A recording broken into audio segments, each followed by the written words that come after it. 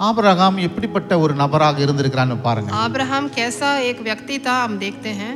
அவனுக்கு திரளான செல்வங்கள் கொடுக்கப்படுகிறது. उसको इतना अत्यंत उसको धन दिया गया है. சோதோமின் ராஜா அவனை பார்த்து சொல்றாரு, பொருட்களை நீர் எடுத்துக்கொள்ளும், ஜனங்களை எனக்கு தாரும்ன்றாரு.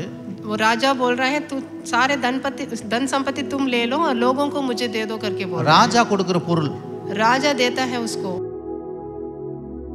நிறைய ராஜாக்கள் சிறைபிடிச்சு கொண்டு போகும்போது उसके भाई के बेटे और उसके परिवार को बंदी बनाकर वो वहाँ के राजा लेके जा रहे थे. இவன் போய் அதை கேள்விப்பட்டு அவர்கள் என்ன பண்ணா மீட்டு கொண்டு வருகிறான். इसको सुनकर वो वहाँ जाके उनको छुड़ा के लेके आया. லோத்து குடும்பத்தை மட்டும் இல்ல, सिर्फ लोत के परिवार को ही नहीं, ஏராளமான குடும்பத்தை என்ன பண்றான், அவன் வந்து மீட்டு கொண்டு வரான். बहुत से परिवारों को वो वहाँ से छुड़ा के लेके आया. அப்ப ஆபிரகாம் எப்படிப்பட்ட நபர்?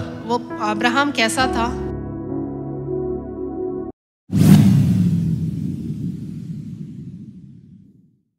சின்ன ஊர் தான். एक छोटा गांव है. ஆனால் அந்த ஊரில் அவர் 2000 போனார். वो 2000 में वहाँ गए थे. ஆமாம், அங்கெல்லாம் வந்து இங்கே மாதிரி ஒரு பெரிய ஒரு ஆண்டவர் அறிஞ்ச மக்கள் நிறைய கிடையாது. यहाँ के जैसे मसीह को जो जानते हैं वैसे लोग वहाँ पर नहीं हैं. ஆனால் அங்கே போய் ஊழியம் செய்கிறாரு. लेकिन वहाँ जाके वो सेवकाई कर रहे हैं. அவருக்கும் கர்த்தர் ஒரு கிரவுண்ட் இடத்த கொடுத்துருக்கிறார். उनको भी एक ग्राउंड जो जमीन दिया है परमेश्वर ने. சபையை கட்டியிருக்கிறாங்க. अपना निज कलीसिया बनाया है वहाँ पर. நிறைய வேலை நடந்துடுச்சு. बहुत से काम वहाँ पर हो गया है. போன வாரத்தோட எல்லாம் டைல்ஸ் போட்டாங்க. पिछले हफ्ता तो टाइल्स भी डाल दिए फर्श पर. இன்னும் கொஞ்சம் மேலே ஃபால் சீலிங் போடுற வேலை இருக்குது. सिर्फ वो फॉल सीलिंग का काम है वहाँ पर. ஒரு பாத்ரூம் கட்டுற வேலை இருக்குது. एक बाथरूम बनाना है. அதுக்காக நீங்கள் ஜெபம் பண்ணீங்க. उसके लिए आप प्रार्थना कीजिए. அதையும் முடிச்சு அவங்களுக்கு கர்த்தர் உதவி செய்யணும். वो भी खत्म करके परमेश्वर उनकी सहायता करें. அவங்க அதை ஆச்சரியப்படுறாங்க இல்லையோ, நான் ரொம்ப ஆச்சரியப்படுறேன். वो आश्चर्य से देख रहे हैं कि नहीं मालूम, लेकिन मुझे बहुत आश्चर्य हो रहा है. அங்க ஒரு சொந்த இடத்தை கொடுத்து இன்னைக்கு இந்த அளவுக்கு வளர்ந்துருக்காங்கன்னா பெரிய விஷயம். वहाँ पर खुद का कलीसिया देकर इतना बड़ा किए हैं, उसके लिए परमेश्वर को धन्यवाद करते हैं. மற்றவங்களை பார்த்து நம்ம ஆச்சரியப்படுறோம். हम दूसरों को देख के तो आश्चर्यचकित होते हैं. நம்மளையும் பார்த்து நம்ம ஆச்சரியப்படுறோம். हम अपने आप को देखकर आश्चर्यचकित होना है. आमेन. आमेन. அதுக்காக அவங்களுக்காக ஜெபம் பண்ணீங்க. उनके लिए भी आप प्रार्थना कीजिए. அவர் நம்ம மத்தியில் இன்னைக்கு வந்திருக்கிறாரு. वो हमारे बीच में आए हैं. அவர் மூலமா கர்த்தர் நம்ம கூட பேசுவார். वो परमेश्वर उनके द्वारा हमसे बात करेंगे. நம்ம கரங்களை தட்டி வரவேற்போம். हम ताली बजाकर उनका स्वागत करेंगे. ஆண்டவராகிய இயேசு கிறிஸ்துவின் இனிய நாமத்தினாலே உங்கள் அனைவருக்கும் என்னுடைய அன்பின் வாழ்த்துக்கள். यीशु मसीह के नाम से आप सबको स्वागत करते हैं. எல்லாம் சந்தோஷமா இருக்கீங்களா? सब लोग खुशी से हैं. எல்லா கரங்களை தட்டி தேவனை மகிமைப்படுத்துவோம். सब लोग ताली बजाकर उनकी महिमा कीजिए. உங்க மத்தியிலே தேவனுடைய வார்த்தையை நான் போதிப்பதில் மிகுந்த மகிழ்ச்சி அடைகிறேன். आपके बीच में परमेश्वर का वचन आप प्रचार करने में मुझे बहुत खुशी हो रही है. கர்த்தர் உங்களுடைய ஒவ்வொருடைய வாழ்விலும் பெரிய காரியங்களை அவர் செய்வார். आप लोगों के एक के जीवन में भी परमेश्वर बहुत बड़े काम करने वाले हैं. ஆமென் சொல்லுங்க. आमेन. செய்வாரா? आप करेंगे ना परमेश्वर? 100% உங்களுடைய ஒவ்வொருடைய வாழ்விலும் கர்த்தர் பெரிய காரியங்களை செய்வார். 100% आपके हर एक के जीवन में बड़े काम करेंगे. அதே போல இந்த சபையை நடத்துற उसी तरह ये कलीसिया को चलाने में போதகர் குடும்பத்திலும் கர்த்தர் பெரிய காரியங்களை செய்வார். हमारे पासवान के कुटुंब में भी बहुत बड़े काम करेंगे. அவங்க செய்கிற ஊழியங்களிலும் திருச்சபைகளிலும் கர்த்தர் பெரிய காரியங்களை செய்வார். उनकी सेवकाई में, उनके कलीसिया में भी बहुत बड़े-बड़े काम करने वाले हैं. ஏன்னா நம்ம தேவன் பெரிய தேவன். क्योंकि हमारे परमेश्वर तो बहुत बड़े परमेश्वर हैं. கரங்களை தட்டுவோம். கரங்களை आप ताली बजाइए. பெரிய தேவனிடத்துல பெரிய காரியங்களை நம்ம எதிர்பார்க்கணும். बहुत बड़े परमेश्वर के पास हम बड़े-बड़े कामों की अपेक्षा रखते हैं. சரி, நம்ம தேவனுடைய வார்த்தைக்கு நேராய் हम परमेश्वर के वचन में जाएंगे.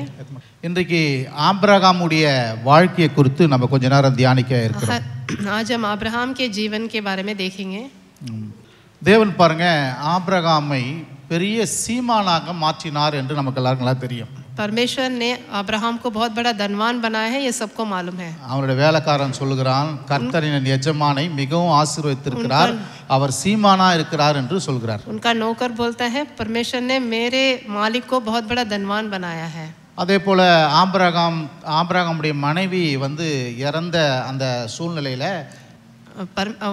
अब्राहम की पत्नी सारा இறந்த சூழ்நிலை அந்த கல்லறைய ஒரு நபரிடத்துல ஆபிரகாம் வாங்குறான். वो जब मर गए थे उनका जो कब्र था वो खरीदा था उसने. அந்த ஊரார் ஆபிரகாமை பார்த்து சொல்றாரு, நீர் எங்களுக்குள்ளே மகா பிரபுன்றார். वो वहाँ के लोग अब्राहम को देख के बोले तुम तो यहाँ के बहुत बड़े प्रभु हो. ஆபிரகாம் எப்படி அழைக்கப்படுகிறார் என்பதை பாருங்க. अब्राहम को कैसे बुला रहे हैं वो आप देखिए. வேலைக்காரன் சீமான்றான். जो उनके नौकर थे वो तो उसको धनवान बोल रहा है. அந்த ஊர் மக்கள் சொல்றாங்க எங்களுக்குள்ளே நீர் மகா பிரபுன்றாங்க. वहाँ के लोग बोल रहे हैं उसको महाप्रभु बोल रहे हैं. ஆபிரகாம் ஒரு ஆசீர்வதிக்கப்பட்ட ஒரு வாழ்க்கையை வாழ்ந்தார். अब्राहम आशीष पाया हुआ जीवन जी रहा था. வெள்ளியும் பொன்னும் வேலைக்காரனும் வேலைக்காரியும் ஒட்டகமும் கழுதையும் உடைய பெரிய சீமானா இருந்தார். उसके पास सोना चांदी धन संपत्ति और घोड़े ऊंट उसके पास थे. ஆபிரகாம் கடன்கார் கிடையவே கிடையாது. वो तो कर्जदार नहीं था कभी भी. ஆபிரகாம் பொருளாதார ரீதியில நிறைவுள்ளவர்களா வாழ்ந்தார். वो अब्राहम तो संपन्न पाया हुआ जीवन जी रहा था. அவருக்கு 318 வேலைக்காரர்கள் இருந்தார்கள் என்று பைபிள் சொல்கிறது. उसके पास 318 नौकरानियां थी करके पवित्र शास्त्र में बोला गया है. அத்தனை குடும்பங்களையும் போஷிக்கக்கூடிய அளவுக்கு ஒரு பெரிய ஆளா இருந்தார். वो सभी परिवार को वो पोषण करने जैसा वो था. அதே போல ஆபிரகாமும் சாராலும் நல்ல ஆரோக்கியத்தோடு சுகத்தோடு பலத்தோடு அவர்கள் வாழ்ந்திருக்கிறார்கள். अब्राहम और साराल तो बहुत अच्छा चंगाई में जी रहे थे. ஆபிரகாமுடைய வாழ்க்கையில வெற்றி இருந்திருக்கு. अब्राहम के जीवन में तो वो जीत हासिल किया था. அவன் யுத்தத்துக்கு போகும்போது போயிட்டு அவன் யுத்தத்துல போய் ராஜாக்களை 5 ராஜாக்களை ஜெயிச்சு வெற்றி பெற்று வந்தான். वो जंग पे जाके 5 राजाओं से जीत पाकर आया था. அப்போ ஆபிரகாமுடைய அந்த வாழ்க்கையை நம்ம கொஞ்சம் அப்படியே தியானிச்சு பார்க்கணும். अब्राहम के जीवन को आप ऐसे सोच के देखना है. நோயும் வியாதியும் அவங்க வாழ்க்கையில கிடையாது. उसके जीवन में कोई रोग नहीं था, कोई बीमारी नहीं थी. ஆரோக்கியத்தோடு வாழ்ந்தாங்க. वो आरोग्य से जिया था. கடன் கிடையாது. उसके जीवन में कोई कर्ज नहीं. பொருளாதார ரீதியில நிறைவுள்ளவர்களாக சீமானாக இருந்தாங்க. धन संपत्ति में तो वो तो धनवान था. எந்த அளவுக்கு இருந்தாங்கன்னா அண்ணனும் ஆபிரகாமுடைய அண்ணன் பிள்ளை லோத்தும் ஆபிரகாமும் ஒன்னா சேர்ந்து வாழ முடியாத அளவுக்கு ஒரு பெரிய செல்வந்தர்களா வாழ்ந்தாங்க. वो अब्राहम के भाई के बेटे और ये दोनों मिलके जिए थे. பெரிய சீமானா வாழ்ந்தார். बहुत बड़े धनवान बन के जिए. இதெல்லாம் எப்படி ஆபிரகாம் வாழ்க்கையில சாத்தியமாச்சு? ये सब उसके जीवन में कैसे साध्य हुआ? எப்படி சாத்தியமாச்சு? कैसा हुआ इसके जीवन में? சொல்ல முடியுமா? आप बोल सकते हैं? விசுவாசத்தினால. विश्वास से हुआ ये सब. ஆமா. ஆபிரகாமை தேவன் அப்படி ஆக்கினார். अब्राहम को परमेश्वर ने ऐसा बनाया है. எல்லாம் கரங்களை தட்டுவோம். आप ताली बजाइए. ஆபிரகாமின் தேவன் தான் யாருடைய தேவன்? अब्राहम का परमेश्वर कौन है? யார் தேவன்? ஆபிரகாம் வணங்குற அதே தேவன் தான் நம்முடைய தேவன். हमारे परमेश्वर. अब्राहम जिन சொல்லுங்க, ஆபிரகாமை போல अब्राहम के जैसे தேவன் परमेश्वर என்னையும் हमें भी ஆசீர்வதிப்பார், आशीष देंगे, உயர்த்துவார், हमें बढ़ाएंगे, செழிப்பாக்குவார், பிறருக்கு ஆசீர்வாதமா வைப்பார், दूसरों के लिए आशीष बनाएंगे. ஆமென். आमीन. அதை நம்ம கவனிக்க வேண்டியது ரொம்ப ரொம்ப அவசியமா இருக்கு. हमें इस पर बहुत ध्यान देना चाहिए. சரி, ஆபிரகாம் வாழ்க்கையில் இருக்கிற அந்த நல்ல காரியங்களை கொஞ்சம் தியானம் பண்ணுவோம். अब्राहम के जीवन में जो अच्छे काम है उस पर हम ध्यान देंगे. அண்ணன் வந்து காலையிலே சொல்லிட்டாரு, நன்றி செலுத்தணும் சொன்னாரு. हमारे भाई तो पहले बोल दिए धन्यवाद देना है करके. அதே போல ஆபிரகாமுடைய கிட்ட ஒரு நல்ல காரியம் என்னன்னா, அவன் தேவனை ஸ்தோத்திரிக்கிற மகனாக, தேவனை தொழுது கொள்கிற ஒரு நபராக இருந்தார். वो अब्राहम के पास एक अच्छा कार्य था, वो हमेशा परमेश्वर की स्तुति करता है. ஆபிரகாம் ஸ்தோத்திரித்தான் என்ற அந்த வார்த்தையை பைபிள் இருக்காது. अब्राहम स्तुति किया करके वो तो पवित्र शास्त्र में नहीं मिलेगा. ஆனா ஆபிரகாம் தேவனுக்கு ஒவ்வொரு நாளும் ஒவ்வொரு காரியத்துக்கும் ஸ்தோத்திரிக்கிறவனாய் நன்றியுள்ளவனாக வாழ்ந்தான். लेकिन वो हर दिन परमेश्वर के साथ धन्यवादी रहा करता था. ஆதியாகமம் 24:26 வாசிங்களேன். हम उत्पत्ति निकालेंगे 4:26. 24 में 26. அப்பொழுது அந்த மனிதன் வாசிங்க. தலை கொடிந்து கர்த்தரை பணிந்து கொண்டு, என் எஜமான ஆபிரகாமின் தேவனாயிருக்க கர்த்தருக்கு ஸ்தோத்திரம், அவர் தம்முடைய கிருபையையும் தம்முடைய உண்மையையும் என் எஜமானை விட்டு நீக்கவில்லை. நான் பிரயாணம் பண்ணி வருகையில் கர்த்தர் என் எஜமானுடைய சகோதரர் வீட்டுக்கு என்னை அழைத்து கொண்டு வந்தார் என்றார். போதும். ஆபிரகாமுடைய வேலைக்காரன் கர்த்தரை ஸ்தோத்திரிக்கிறான். अब्राहम का जो नौकर था वो परमेश्वर की दंडवत किया. ஆபிரகாமுடைய வேலைக்காரன் ஜெபிக்கிறான். अब्राहम का जो नौकर था वो परमेश्वर को प्रार्थना किया था। இதெல்லாம் எங்க இருந்து கற்றுக்கொண்டான்னா ஆபிரகாம்கிட்ட தான் கற்றுக்கொண்டான். ये सब कहाँ से वो सीखा? वो अब्राहम से ही सीखा। அப்போ வேலைக்காரன் ஸ்தோத்திரிக்கிறானா ஆபிரகாம் நிச்சயமாய் ஒரு தேவனுக்கு ஸ்தோத்திரம் செலுத்துறவராய் நன்றி செலுத்துறவராய் இருந்திருக்கணும். जब उसका दास जब वो स्तुति किया तो निश्चय रूप से उसका मालिक भी स्तुति करता होगा। ஆபிரகாம் எதற்கெல்லாம் நன்றி சொல்லியிருப்பான்? अब्राहम किसके लिए धन्यवाद किया होगा? சொல்ல முடியுமா? आप बोल सकते हैं? சொல்லுங்க, எதுக்கெல்லாம் நன்றி சொல்லியிருப்பான் ஆபிரகாம்? किन चीजों के लिए उसने धन्यवाद किया होगा? பிள்ளை இல்லாம இருந்தான், பிள்ளையை கொடுத்தார், அதுக்காக ஸ்தோத்திரம் பண்ணியிருப்பான். उसके संतान नहीं थे, संतान आया था, उसके लिए धन्यवाद किया होगा। கானான் தேசத்துக்காக ஸ்தோத்திரம் பண்ணியிருப்பான். कानान देश के लिए उसने स्तुति किया होगा। அது மட்டும் இல்லாம எகிப்துல அவன் வந்து போய் இருக்கும்போது எகிப்துல அவனையும் அவனுடைய மனைவியும் தேவன் பாதுகாத்தபடினாலே தேவனுக்கு ஸ்தோத்திரம் जब பண்ணியிருப்பான். उसने मिस्र देश में गया था तब उसको और उसकी पत्नी को सुरक्षित रखे थे, उसके लिए उसने धन्यवाद किया होगा। யுத்தத்துல அவனுக்கு வெற்றி கிடைத்தபடினால தேவனை ஸ்தோத்திரிப்பான். युद्ध में वो जीत हासिल किया, इसके लिए उसने स्तुति किया होगा। நல்ல ஆரோக்கியத்தையும் சுகத்தையும் பலனையும் அவனுடைய மனைவிக்கு தேவன் கொடுத்தபடினால ஸ்தோத்திரித்திருப்பான். अच्छा आरोग्य और उसका चंगाई उसको और उसकी पत्नी को मिला था, उसके लिए उसने धन्यवाद किया होगा। அவங்க மருமகளுக்கு 10 ஒட்டகத்துல என்ன பண்ணா உச்சிதமான பொருட்களை கொடுத்து அனுப்பி மருமக ஈசாக்கு வந்து கல்யாணம் பண்ணி வச்சதுனால தேவனை ஸ்தோத்திரிப்பான். ईसाक को शादी करवाया था, उसके लिए धन्यवाद किया होगा। இப்படி பார்த்தீங்கன்னா ஆபிரகாம் ஒரு ஸ்தோத்திரிக்கிற மனிதனாக நன்றி சொல்கிற மனிதனாக வாழ்ந்திருப்பான் என்று நான் விசுவாசிக்கிறேன். आप देखने से अब्राहम स्तुति करने वाला, धन्यवाद करने वाला हुआ होगा करके हम पवित्र शास्त्र में देखते हैं। அப்போ நம்ம வாழ்க்கையிலும் தேவனுக்கு ஒவ்வொரு நாளும் ஒவ்வொரு நல்ல காரியத்துக்காகவும் நடந்த காரியங்களுக்காக நன்றி சொல்லுவதா இருக்கணும். ऐसे ही हम भी एक एक काम पर भी जो कुछ भी हमारे लिए हुआ है उसके लिए हम धन्यवाद करना चाहिए। நன்றி சொல்றீங்களா? आप कर रहे हैं धन्यवाद? ஒவ்வொரு நாளுக்கும் நன்றி சொல்றீங்களா? हर एक दिन आप धन्यवाद कर रहे हैं? आप स्तुति कर रहे हैं? அவரை துதிக்கிறீங்களா? आप उनकी आराधना कर रहे हैं? ஒவ்வொரு நாளும் செய்யணும். एक एक दिन भी आप करना है। ஒவ்வொரு காரியத்துக்காக செய்யணும். एक एक काम के लिए भी करना है आप। அது சின்ன விஷயமா இருந்தாலும் சரி, பெரிய விஷயமா चाहे இருந்தாலும் छोटी சரி, बात ஆண்டவர் हो நன்றி या बड़ी செலுத்தணும். बात, आप धन्यवाद करना है। ஓ நன்றி செலுத்த தான் பெரிய காரியங்கள் நம்முடைய வாழ்க்கையில் நடக்கும். धन्यवाद करते करते ही आपके जीवन में बड़ा काम भी होने लगेगा। நன்றி சொல்ல தான் அற்புதங்கள் நடக்கும். आप धन्यवाद करते करते अद्भुत बातें होगी।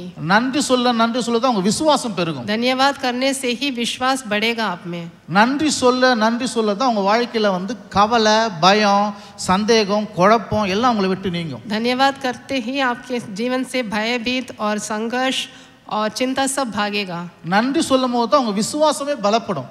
आप जब धन्यवाद करेंगे आपका विश्वास और भी बलवंत होगा। இயேசு என்ன பண்ணாரா? 5 அப்பம் 2 மீன் கையில் எடுத்து பிதாவுக்கு ஸ்தோத்திரம் பண்ணார். यीशु मसीह ने 5 रोटी 2 मच्छी लेके परमेश्वर को धन्यवाद किए। நீங்க தாவீதெல்லாம் எடுத்துங்களேன். आप दाऊद को ले लीजिए। அவன் எப்பவுமே பிரச்சனையின் மத்தியில தேவனை துதிக்கிறவனா, நன்றி சொல்லுவனா. परेशानी के बीच में भी परमेश्वर को धन्यवाद करने वाला, स्तुति करने वाला था। சங்கீதம் 34:1 எடுங்களேன். वो भजन संगीता 34 निकालेंगे। 34:1. 34 भजन संगीता। கர்த்தரை நான் எக்காலத்திலும் ஸ்தோத்திரிப்பேன், அவர் துதி எப்பொழுதும் என் வாயில் இருக்கும். எல்லாம் சொல்லுவோமா? मैं हर समय यहोवा को धन्य कहा करूंगा, उसकी स्तुति निरंतर मेरे मुख में होती रहेगी। எல்லாம் சொல்லும். கர்த்தரை நான் எக்காலத்திலும் ஸ்தோத்திரிப்பேன், அவர் துதி எப்பொழுதும் என் வாயில் இருக்கும். हम बोलेंगे हर समय मैं यहोवा की स्तुति करूंगा और निरंतर मेरे मुख में होती रहेगी। आमीन। துதிக்கிறதும் ஸ்தோத்திரிக்கிறதும் நன்றி சொல்லுறதும் நம்முடைய ஒரு குணாதிசயமா இருக்கணும். धन्यवाद करना और स्तुति करना तो हमारा एक स्वभाव बन जाना है। அப்போதான் வந்து இந்த ஆபிரகாமின் ஆசீர்வாதத்தை சுதந்திரிக்க முடியும். तभी हम अब्राहम का आशीष हम अपना सकते हैं। முறுமுறுத்துனே இருக்கக்கூடாது. हम हमेशा कुटकुटाते नहीं रहना है। அழுது கொண்டே இருக்கக்கூடாது. रोते हुए नहीं रहना है। சந்தேகத்திலே இருக்கக்கூடாது. हम कभी भी संदेह नहीं करना है। தேவன் நமக்கு செய்த நன்மைகளை நினைத்து அவரை துதிக்க பெரிய காரியங்களும் அற்புதங்களும் நம்ம வாழ்க்கையில் நடக்கும். परमेश्वर ने जो अच्छे काम हमारे लिए किया है उसका स्मरण करते करते, धन्यवाद करते करते फिर हमारे जीवन में बड़े काम होगा। அது மட்டும் இல்ல, ஆபிரகாம் தன்னுடைய கரங்களை தேவனுக்கு நேராக நீட்டுகிற மனிதனா இருக்கிறான். अब्राहम अपने हाथों को परमेश्वर की ओर क्या करता था, ऊपर किया करता அந்த था। பகுதியை வாசிங்களேன். वो हम पढ़ेंगे। ஆதியாகம புஸ்தகம் हम उत्पत्ति निकालेंगे। 14ஆம் அதிகாரம் उसमें 14 अध्याय 23. उसमें 23। வானத்தையும் பூமியையும் உடையவராகிய உன்னதமான தேவனாகிய கர்த்தருக்கு நேராக என் கையை உயர்த்துகிறேன். எல்லாம் சொல்லும், வானத்தையும் பூமியும் உடையவராகிய உன்னதமான தேவனாகிய கர்த்தருக்கு நேராக என் கையை உயர்த்துகிறேன். परम प्रधान परमेश्वर यहोवा को जो आकाश और पृथ्वी का अधिकारी है उसकी मैं शपथ खाता हूँ, और जो कुछ तेरा है उसमें ना तो मैं एक सूत और ना जूती का बंधन। ஆபிரகாம் எப்படிப்பட்ட ஒரு நபராக இருந்திருக்கிறான்னு பாருங்க. अब्राहम कैसा एक व्यक्ति था हम देखते हैं। அவனுக்கு திரளான செல்வங்கள் கொடுக்கப்படுகிறது. उसको इतना अत्यंत उसको धन दिया गया है। சோதோமின் ராஜா அவனை பார்த்து சொல்றாரு, பொருட்களை நீர் எடுத்துக்கொள்ளும், ஜனங்களை எனக்கு தாரும்ன்றாரு. वो राजा बोल रहा है तू सारे धन संपत्ति तुम ले लो और लोगों को मुझे दे दो करके बोल रहा है। ராஜா கொடுக்கிற பொருள், राजा देता है उसको ஏராளமான பொருள். इतना कुछ दिया है उसको।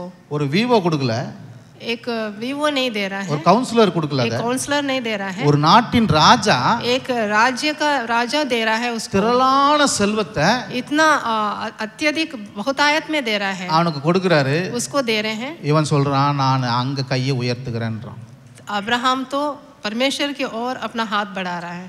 அந்த பணத்து மேல அவனுக்கு அந்த எண்ணமே கிடையாது. वो धन संपत्ति के ऊपर तो उसकी मन नहीं था। அதாவது அந்த பொருட்கள் மேல அவன் சாயவே இல்லை. वो धन संपत्ति के पास नजदीक भी नहीं जा गया। वो பொருளாசையே அவனுக்கு இல்லை. उसको धन संपत्ति का मोह नहीं था।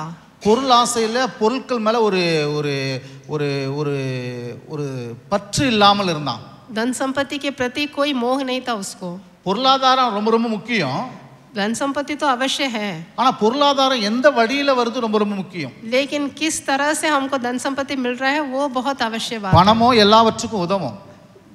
धन संपत्ति तो हमको हर एक बात के लिए आवश्यकता है। கர்த்தரின் ஆசீர்வாதம் ஐஸ்வரியத்தை தரும். परमेश्वर का आशीष तो हमें धन संपत्ति प्राप्त होगा। பண ஆசீர்வாதம் ரொம்ப ரொம்ப முக்கியம். धन संपत्ति तो बहुत अवश्य है, அது எங்க இருந்து வரணும்? தேவனிடத்துல இருந்து வரணும். लेकिन वो तो हमें परमेश्वर की ओर से आना है। கர்த்தர் கொடுக்கணும். वो परमेश्वर देना है நம்முடைய हमें। திறமையினால வரணும். वो हमारी क्षमता से आना நம்முடைய है, அறிவினால வரணும். हमारे बुद्धि से मिलना है, கர்த்தர் கொடுத்த அபிஷேகத்தினால வரணும். परमेश्वर के अभिषेक से हमें मिलना है। வேலை செய்து வரணும். हम नौकरी करके कमाना है, வியாபாரம் செய்து வரணும். हम व्यापार करके कमाना है, சரியான பாதையில பணம் வரணும். ठीक मार्ग से मिलना है। அது ரொம்ப முக்கியம். वो बहुत आवश्यक बात है। குறுக்கு வழியில வருதே விரும்ப கூடாது. ऐसे टेढ़ी मेढ़ी रास्ते से नहीं मिलना है हमें धन संपत्ति। ஆபிரகாம் சொல்றான், குறுக்கு வழியில வருதுதான் வேணான்றான். अब्राहम तो टेढ़ी मेढ़ी रास्ते से जो मिलता है धन संपत्ति वो नहीं ना कर அப்பதான் சொல்றான், என்ன தேவன் என்னை ஆசீர்வதிப்பார்ன்றார். वो अब्राहम बोल रहा है परमेश्वर मुझे आशीष देगा। அப்போ ஆபிரகாம் மட்டும் நம்ம கற்றுக்கொள்ள வேண்டிய இந்த இப்படிப்பட்ட குணாதிசயங்கள் ரொம்ப ரொம்ப அவசியம். अब्राहम से हम क्या सीखना है? ऐसा स्वभाव हम सीखना है। ஆமா, பொருளாதார ஆசீர்வாதத்துக்காக அவன் தேவனை நோக்கி பார்க்கறான். धन संपत्ति के आशीष के लिए वो परमेश्वर की ओर देख रहा है, அதனால தான் தேவன் அவனை என்ன பண்றாரு? மிகவும் ஆசீர்வதிக்கிறார். इसलिए परमेश्वर ने उसे बहुतायत में आशीष दिया। அது மட்டும் இல்ல, அவன் கொடுக்கிற ஒரு மனிதனா இருந்தான். इसके अलावा वो देने वाले भी बना அதே था। பகுதியில் வாசிங்களேன். उसी अध्याय में देखेंगे 14 उत्पत्ति 20. 14 में 20।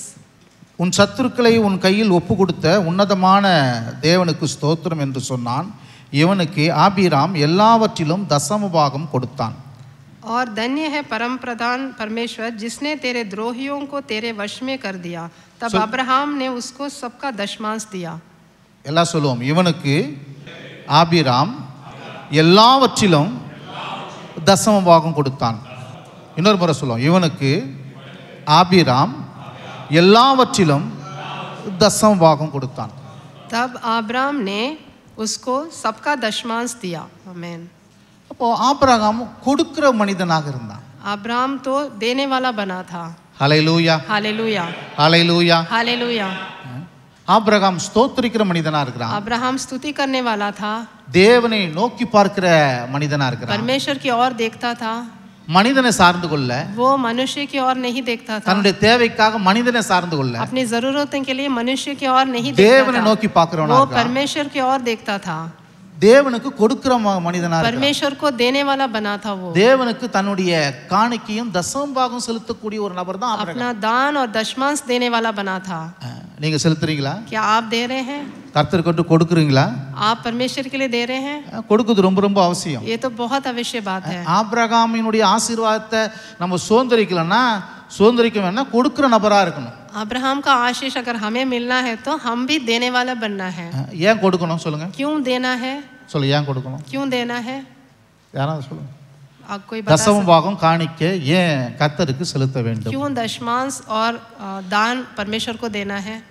அவர் கொடுக்க சொல்லி இருக்கிறார். परमेश्वर ने देने के लिए बोला है. வேற और एक சொன்னவங்களே சொல்லக்கூடாது. கடவுளை சொல்லுங்க. ஆசீர்வதித்து கரங்களை தட்டுவோம், கரங்களை தட்டுவோம். Super super. அது சொன்ன பாயிண்ட்டை சொல்லுங்க. वो आशीष दे के और भी बढ़ाएंगे. வேற யாரு? ஏன் தேவனுக்கு என்று தசமபாகம் காணிக்கை செலுத்த வேண்டும்? क्यों हम परमेश्वर को दशमांश और दान दे रहे हैं? இமான் कोई बोलिए. சரி ரைட், நானே சொல்லிடுறேன். मैं बता रहा हूँ. நீங்கள் சொல்லிட்டீங்க. ஏன் தேவனுக்கு என்று காணிக்கை தசமம்? முதலாவது அவரை நம்ம கனப்படுத்துகிறோம். क्योंकि हम उनका आदर करते हैं, प्रशंसा करते हैं उनकी. நல்ல கரங்களை தட்டுவோம். इसके लिए आप ताली बजाइए. நீதிமொழிகளில் சொல்லுது, உன் பொருளாலும் உன் விளைவின் முதற்பலனாலும் கர்த்தரை கனம் பண்ணு. पवित्र शास्त्र में बोला है अपने दशमांश से परमेश्वर की आदर करना है. இப்போ வந்து ஆராதனை பண்ணி அவரை கனப்படுத்துகிறோம். अभी हम आराधना करके उनकी प्रशंसा करते हैं. நம்முடைய செல்வத்தால் அவரை கனப்படுத்துகிறோம். फिर हमारे धन संपत्ति से भी उनकी प्रशंसा करेंगे. நீங்க அவரை கனப்படுத்தும் போது அவர் உங்களை கனப்படுத்துவார். आप उनकी प्रशंसा करने से परमेश्वर आपकी प्रशंसा करेंगे. இன்னொன்று பார்த்தீங்கன்னா அந்த தசமபாகம் காணிக்கை கொடுக்கும்போது அவருடைய ஆசீர்வாதத்தை நம்ம என்ன பண்றோம்? சுதந்திரித்துக் கொள்றோம். जब हम दशमांश और दान देते हैं उनकी तरफ से हमको आशीष मिलता है. மூன்றாவது என்ன பண்றோம்னா तीसरा कार्य நினைவு கூறுகிறோம். हम उनकी स्मरण कर रहे हैं. தசமபாகம் கொடுக்கும்போது जब हम दशमांश देते हैं தேவன் தான் எனக்கு எல்லா நன்மைகளும் எல்லா பொருளாதாரத்தையும் கொடுத்தார் என்று அந்த இடத்துல நம்ம அவரை நினைவு கூறுகிறோம். परमेश्वर ही हमें सब कुछ धन संपत्ति संपन्नता सब कुछ दिए करके हम स्मरण कर रहे हैं. இன்னும் தசமபாகத்தை குறித்து இன்னொரு காரியம்னா அது வந்து தசமபாகம் காணிக்கை கர்த்தருக்குரியதான். दशमांश और जो दान है वो परमेश्वर का भाग है. கர்த்தருக்குரியதை என்ன பண்ணணும்? परमेश्वर का भाग को क्या கர்த்தருக்கு करना? கொடுத்துடணும். हम परमेश्वर को ही दे देना है.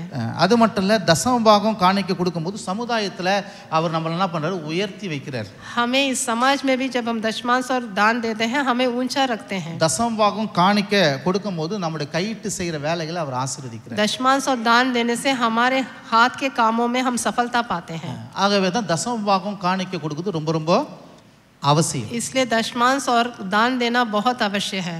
சரிங்க. ஆபிரகாம்கிட்ட என்னென்ன நல்ல குணங்கள் இருக்கு சொல்லுங்க பார்க்கலாம். अब्राहम के पास क्या क्या अच्छा स्वभाव था आप बोलिए. தேவனுக்கு ஸ்தோத்திரம் செய்கிற ஒரு वो மனிதன். परमेश्वर को स्तुति करने वाला था. வேற और ஒரே ஆள் சொல்லக்கூடாது.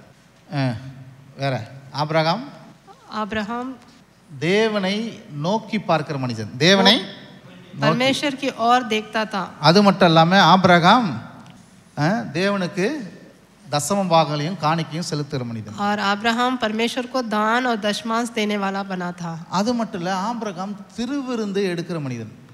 और फिर और प्रभु भोज भी लेने वाला था. அதிலே வாசிங்க பார்க்கலாம். उसी में पढ़ेंगे हम.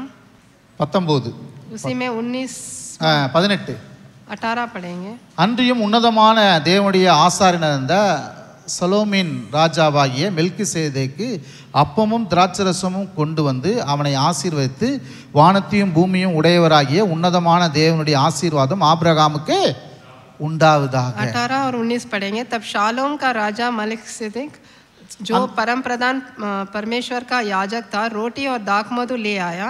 அந்த ஆசாரியனும் ராஜாவுமா இருக்கிற மெல்கிசேதேக்கு ஆபிரகாமுக்கு என்ன பண்றாரு? அப்பமும் திராட்சரசத்தையும் கொண்டு வந்து அவருக்கு கொடுத்து அவரை ஆசீர்வதிக்கிறார். राजा को रोटी और दाखमधु लेके आके दिए. அப்போ ஆபிரகாம் எப்படிப்பட்ட மனுஷன்னா அந்த அப்பமும் திராட்சரசத்தையும் அனுசரிக்கிற திருவிருந்த அனுசரிக்கிற ஒரு மனிதனாக वो வாழ்ந்திருக்கிறார். प्रभु भोज लेने वाला था अब्राहम। இப்போ கூட நம்ம மாசம் செகண்ட் வீக் இங்க திருவிருந்து எடுக்கிறோமா? हम यहाँ पर भी हम हर महीने दूसरे हफ्ते प्रभु भोज लेते हैं। எடுக்கிறீங்களா? आप सब लेते हैं ना? அதுக்கு எதுக்கு அடையாளம்? वो क्या चिन्ह है? वो திருவிருந்து எதுக்கு அடையாளம்? प्रभु भोज का किस लिए वो चिन्ह है? இயேசுனுடைய ரத்தத்துக்கும் இயேசுனுடைய பிற்கப்பட்ட சரீரத்துக்கும் அது அடையாளமா இருக்கு. यीशु मसीह के लहू और उनके देह का वो चिन्ह है वो। அப்போ நம்மளும் இந்த திருவிருந்தை கரெக்டா என்ன பண்ணணும்? அனுசரிக்கணும். हम प्रभु भोज को ठीक से लेना है। திருவிருந்து அனுசரிக்கும் போது நம்முடைய உடல்ல ஆரோக்கியமும் சுகமும் பலனும் நமக்கு உண்டாகும். हम जब प्रभु भोज लेते हैं हमारे देह में चंगाई आती है, बल आता है, अच्छा रहते हैं हम। எல்லா கரங்களை தட்டி தேவன் आप நாமத்தை ताली बजाकर उनकी महिमा करेंगे। பழைய ஏற்பாட்டு காலத்துல பாத்தீங்கன்னா அந்த இஸ்ரேல் மக்கள் எகிப்திலிருந்து வெளியே வரும்பொழுது पुराने नियम में वो इस्राएल के लोग मिस्र देश से जब बाहर निकाले गए, வீட்டுக்கு ஒரு ஆட்டுக்குட்டியை தெரிந்து கொண்டு அதை அடிச்சு அதை புசிச்சு அங்க வந்து பஸ்காவை அனுசரிக்கிறாங்க. एक एक घर में भी एक भेड़ को उसको काट के उसको फसह के रूप में उसको खाया गया। இஸ்ரேல் மக்கள் பார்த்தீங்கன்னா அந்த ராத்திரியில் அவர்கள் அந்த ஆட்டுக்குட்டியை அடித்து ரத்தத்தை நிலைக்காலில் பூசி அதனுடைய மாம்சத்தை புசித்து அது கர்த்தருடைய பஸ்காவாக ஆசரிக்கிறார்கள். इस्राएल के लोग एक भेड़ को काट के अपने वो किवाड़ में उसका लहू लगाकर उसको खा के परमेश्वर के लिए फसह के रूप में उसको खाया गया। அந்த பஸ்காவை அனுசரிக்கிற அந்த நேரத்தில் वो फसह जब खाया गया उस समय அவர்களுக்கு ஒரு பெரிய விடுதலை உண்டாகுது. उनके लिए एक बहुत बड़ी स्वतंत्रता हुई, உடல்ல ஆரோக்கியம் உண்டாகுது, उनके देह में चंगाई प्राप्त हुई, கையில செல்வம் வருது, வெள்ளியும் பொன்னும் उनके வருது. हाथ में सोना चांदी கானானை நோக்கி அவர்கள் பிரயாணம் பண்ணி கானானை சுதந்திரிக்கிற கூடிய அந்த நிலைக்கு வந்துட்டாங்க. कानान देश पर वो निकल के गए। திருவிருந்தருடைய அவ்வளோ ஒரு வல்லமை அது. प्रभु भोज में इतना बड़ा सामर्थ है। திருவிருந்து நீங்க இயேசுவை நினைத்து அவர் ரத்தத்தை நினைத்து நீங்க திருவிருந்து எடுக்கும்போது यीशु मसीह को स्मरण करके उनके लहू को स्मरण करके जब आप प्रभु भोज लेते हैं, உங்க வாழ்க்கையில ஒரு பெரிய விடுதலையும் आपके जीवन में एक बहुत बड़ा छुटकारा आएगा, चंगाई आएगा, செல்வமோ संपन्नता आएगा, ஆசீர்வாதங்களை आशीष சுதந்திரிக்கிற மக்களாக இருப்பீங்க. आशीष को आप अपनाएंगे। ஹல்லேலூயா, हालेलुया, ஹல்லேலூயா, हालेलुया। எல்லா கரங்களை தட்டி தேவ आप நாமத்தை ताली बजा के। அது மட்டும் இல்ல, ஆபிரகாம் பிறரை நேசிக்கிற ஒரு மனிதனாக इसके இருக்கிறான். अलावा अब्राहम दूसरों से भी बहुत प्रेम रखता था। யாரை நேசிச்சான்? किससे प्रेम रखता था? அந்த சோதோம்ல இருக்கிற தன்னுடைய அண்ணன் பிள்ளைய வந்து சிறைபிடிச்சு போன உடனே सोदोम में उसके भाई के बेटे था, उसको हम बंदी बनाकर लेके जा रहे थे। ஆபிரகாமுடைய அண்ணன் பிள்ளை லோத்தையும் அவன் குடும்பத்தையும் வந்து நிறைய ராஜாக்கள் சிறைபிடிச்சு கொண்டு போகும்போது उसके भाई के बेटे और उसके परिवार को बंदी बनाकर वो वहाँ के राजा लेके जा रहे थे। இவன் போய் அதை கேள்விப்பட்டு அவர்கள் என்ன பண்ணான், மீட்டு கொண்டு வருகிறான். इसको सुनकर वो वहाँ जाके उनको छुड़ा के लेके आया। லோத்து குடும்பத்தை மட்டும் இல்ல, सिर्फ लोत के परिवार को ही नहीं, ஏராளமான குடும்பத்தையும் என்ன பண்றான், அவன் வந்து மீட்டு கொண்டு வரான். बहुत से परिवारों को वो वहाँ से छुड़ा के लेके आया। அப்ப ஆபிரகாம் எப்படிப்பட்ட நபர்? वो अब्राहम कैसा था? பிறரை நேசிக்கிற மனிதன், दूसरों से प्रेम रखता था, பிறருக்கு உதவி செய்கிற மனிதன், दूसरों को सहायता करता था, பிறர் மேல் அக்கறை செலுத்துற மனிதனா दूसरों வாழ்ந்தான். पर बहुत ख्याल करता था। ஹல்லேலூயா, हालेलुया। ஆபிரகாமுடைய ஆசீர்வாதம் வேணும்னா ஆபிரகாமுடைய குணாதிசயம் இருக்கணும். अब्राहम का आशीष अगर आपको चाहिए तो उसके जैसा गुण भी आप में आना चाहिए। நம்ம அக்கம் பக்கத்துல இருக்கிற மக்களை நேசிக்கணும், हम अगल बगल के लोगों पर हम प्यार அவங்களுக்கு से रहना உதவியா है, இருக்கணும், उनको सहायता करना அவங்க है, மேல அக்கறையா இருக்கணும், उन पर ख्याल करना है, அவங்க நோய் நொடியில் இருக்கும்போது அவங்களுக்காக ஜெபிக்கணும், उन वो रोग में रहने से उनके लिए आप प्रार्थना करना है, அவங்களுக்கு கஷ்டப்படுற மக்களுக்கு கிறிஸ்துவனுடைய அன்பு அறிவிக்கணும், जो कष्ट में है उनको परमेश्वर का प्रेम बताना है, அவர்களை திருச்சபைக்கு அழைத்து கொண்டு उनको வரணும், कलीसिया में लेके आना है, அவங்கள்ட்ட अன்பு செலுத்தணும், उन पर प्रेम दिखाना है, கிறிஸ்துவின் அன்பு செலுத்தணும், परमेश्वर का प्रेम उनको दिखाना है, கிறிஸ்து எப்படிப்பட்டவர் சொல்லணும், परमेश्वर कैसे हैं उनको बताना है। அப்படி செலுத்தும்போது ऐसा बोलने से அவர்கள் கிறிஸ்து அண்டை வருவதற்கு ஏதுவா இருக்கும். वो मसीह के नजदीक आएंगे। ஹல்லேலூயா, हालेलुया। அப்போ ஆபிரகாம் மற்றவர்களை நேசிக்கிற ஒரு மனிதனாக உதவி செய்கிற மனிதனாக இருந்தான். अब्राहम दूसरों से प्रेम रखता था और दूसरों की सहायता करता था, பிறருக்காக ஜெபிக்கிற மனிதனாக இருந்தான். दूसरों के लिए प्रार्थना भी करता था। அந்த சோதோம் கோமரோ பட்டண மக்களுக்காக அவன் ஜெபிக்கிற மனிதனாக இருந்தான். सोदोम नगर के लिए वो प्रार्थना करता था। கீழ்ப்படிகிற மனிதனாக இருந்தான். वो आज्ञाकारी भी था. தேவன் வந்து இந்த பலி செலுத்தணும்னு சொன்ன உடனேயும் அவன் போய் பலி செலுத்துறதுக்காக போய் அங்கே பலியை செலுத்துறான். பலி செலுத்துறதுக்காக எல்லா வேலையும் செய்கிறான். परमेश्वर ने जब उसको बलिदान देने के लिए बोला था तो उसका आज्ञा मानकर वहां गया था. தேவனுக்கு கீழ்ப்படிகிற மனிதன் ஆபிரகாம். परमेश्वर की आज्ञा माना था उसने. நீங்க வாசிங்களேன். अभी हम पढ़ेंगे 26:4. उत्पत्ति 26 में 4. இன்னும் மெயின் செய்திக்குள்ள போல நான் और भी जाना है हम प्रचार में. 26:4. ஆபிரகாம் என் சொல்லுக்கு கீழ்ப்படிந்து என் விதிகளையும் என் கற்பனைகளையும் என் நியமங்களையும் என் பிரமாணங்களையும் கை கொண்டபடியினால். போதும் சொல்லுங்க எல்லாம். ஆபிரகாம் என் சொல்லுக்கு கீழ்ப்படிந்து என் விதிகளையும் என் கற்பனைகளையும் என் நியமங்களையும் என் பிரமாணங்களையும் கை கொண்டபடியால். अभी हम पढ़ेंगे उत्पत्ति 26 में 5 पढ़ेंगे. क्योंकि अब्राहम ने मेरी मानी और जो मैंने उसे सौंपा था उसको और मेरी आज्ञाओं विधियों और व्यवस्था का पालन किया. आमीन. தேவனே ஆபிரகாமை குறித்து ஒரு நல்ல சாட்சியை கொடுக்கிறார். परमेश्वर अब्राहम के प्रति एक अच्छा गवाह दिए. என்ன சாட்சி? क्या गवाही दिए? அவன் என்னுடைய வார்த்தைகளுக்கு கீழ்ப்படிகிற மனிதன். वो मेरे बातों की आज्ञाकारी बनता है. எல்லாம் கரங்களை தட்டி தேவனாமத்தை ताली बजाइए. நீங்க திருப்பி இதே பத்தி 24 கூட இருக்கும் பாருங்க. ऐसे ही 24 अध्याय में भी है. 24 கிடையாது 22 18 வாசிங்க. 22 में 18 22:18. நீ என் சொல்லுக்கு கீழ்ப்படிந்தபடியால் உன் சந்ததிக்குள் பூமியில் உள்ள சகல ஜாதிகளும் ஆசீர்வதிக்கப்படும் என்றும் என் பேரில் ஆணையிட்டேன் என்று கர்த்தர் சொல்லுகிறார் என்றார். 18 पढ़ेंगे. और पृथ्वी की सारी जातियां अपने को और तेरे वंश के कारण धन्य मानेंगी क्योंकि तूने मेरी बात मानी है. आमीन. எல்லாம் சொல்லும். நீ என் சொல்லுக்கு கீழ்ப்படிந்தபடியால். சொல்லு. நீ என் சொல்லுக்கு கீழ்ப்படிந்தபடியால் உன் சந்ததிக்குள் பூமியில் உள்ள சகல ஜாதிகளும் ஆசீர்வதிக்கப்படும். அல்லேலூயா. हिंदी में बोलेंगे. तूने मेरी बात मानी है इसलिए पृथ्वी की सारी जातियां अपने को और तेरे वंश के कारण धन्य मानेंगी. आमीन. அப்போ ஆபிரகாம் எப்படிப்பட்ட மனிதன்னா தேவனுடைய வார்த்தைக்கு கீழ்ப்படுகிற மனிதன். अब्राहम परमेश्वर के वचन का आज्ञाकारी था. ஸ்தோத்திரிக்கிற மனிதன். वो स्तुति करने वाला था. தேவனை நோக்கி பார்க்கிற மனிதன். परमेश्वर पर निर्भर था. கொடுக்கிற மனிதன். वो देने वाला था. திருவிருந்து அனுசரிக்கிற மனிதன். प्रभु भोज लेने वाला था. பிறரை நேசிக்கிற மனிதன். दूसरों से प्रेम रखता था. ஜெபிக்கிற மனிதன். प्रार्थना करने वाला था. கீழ்ப்படுகிற மனிதன். आज्ञाकारी था. அல்லேலூயா. हालेलूया. இது அத்தனையுமே நம்ம வாழ்க்கையில ரொம்ப ரொம்ப அவசியம். ये सारे सब कुछ हमें भी गुण आना चाहिए. அப்பதான் ஆபிரகாமுடைய அந்த ஆசீர்வாதத்தை நம்ம எடுத்துக்கொள்ள முடியும். तभी हम अब्राहम का आशीष हमें मिलेगा. இன்னொரு முக்கியமான காரியத்தை இப்ப பார்க்க போறோம். और एक बहुत ही महत्वपूर्ण बात है. ஆதியாகமம் उत्पत्ति में 15 उसमें 15 अध्याय 6. 15 में 6. அவன் கர்த்தரை விசுவாசித்தான், அதை அவர் அவனுக்கு நீதியாக எண்ணினார். उसने यहोवा पर विश्वास किया और यहोवा ने इस बात को अपने लेखे में धार्मिकता गिना. எல்லாம் சொல்லும். அவன் கர்த்தரை விசுவாசித்தான், அதை அவர் அவனுக்கு நீதியாக எண்ணினார். हम बोलेंगे उसने यहोवा पर विश्वास किया और यहोवा ने इस बात को उसके लेखे में धार्मिकता गिना. பார்த்தீங்கன்னா ஆபிரகாம்கிட்ட தேவன் வந்து உரையாடுறார். अब्राहम से परमेश्वर बात किए.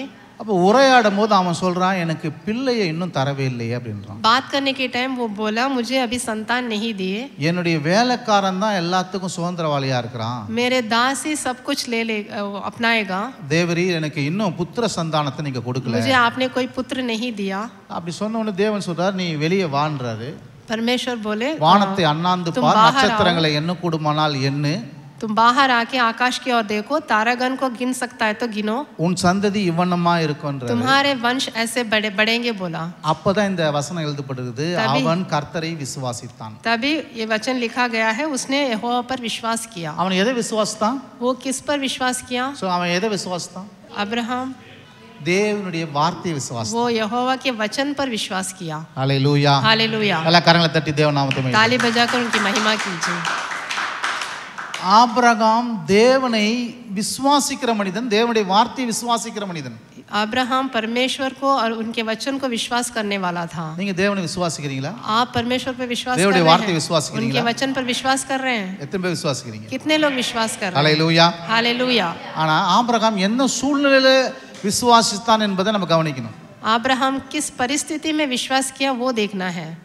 என்ன சூழ்நிலை? कैसा परिस्थिति में? இங்கே ஆபிரகாம் விசுவாசித்தான் சொல்லப்பட்டிருக்குது. यहाँ पर तो लिखा है कि उसने विश्वास किया है. நீங்க ரோமர்ல படிச்சு பாத்தீங்கன்னா आप रोमियो में पढ़ के देखने से அவன் சரீரம் செத்து போனதையும் சாராளுடைய கர்ப்பம் செத்து போனதையும் அவனுக்கு வயதானதையும் இதெல்லாம் எண்ணாமல் என்ன பண்ணானா கர்த்தருடைய வார்த்தையை விசுவாசித்தான். उसका शरीर में कोई बल नहीं था, वो बुजुर्ग था, तब भी वो यहोवा पर विश्वास किया.